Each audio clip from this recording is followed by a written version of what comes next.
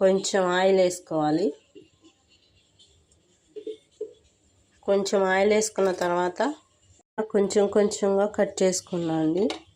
Cut చేసింది వేసుకోవాలి.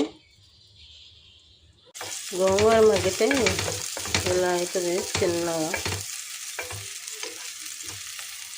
ఇలా మగ్గిపోయిన తర్వాత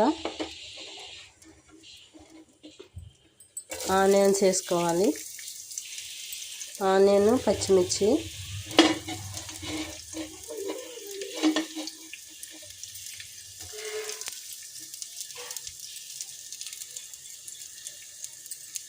తొందరగా మగ్గిద్దండి. కొద్దిగా ఉప్పు వేస్తే.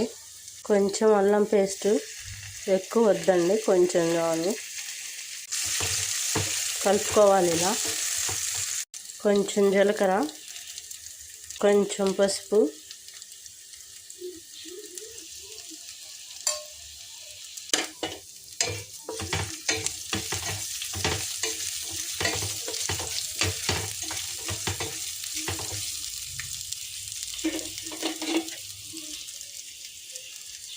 ఇప్పుడు కరివేపాకు, కొత్తిమీర,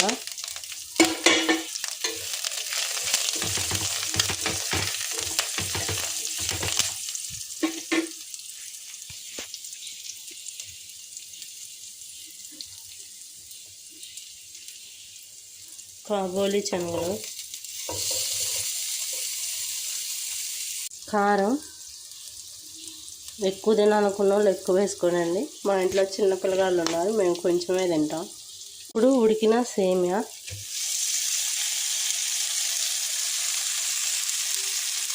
సేమియాని అటు ఇటు కలుపుకోవాలి ఫ్రెండ్స్, మంచిగా కలిసే వరకు.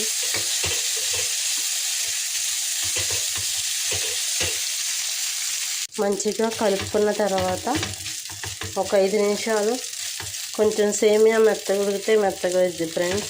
పలుకుగా కొంచెం కొంచెమే ఉడకనివ్వాలి, ఒక 10 నిమిషాలు. అప్పుడు మంచిగా ఉంటుంది. ఇలా ఉడికి అలా కొంచెం వేసుకుంటే చాలు. నిమ్మరసం,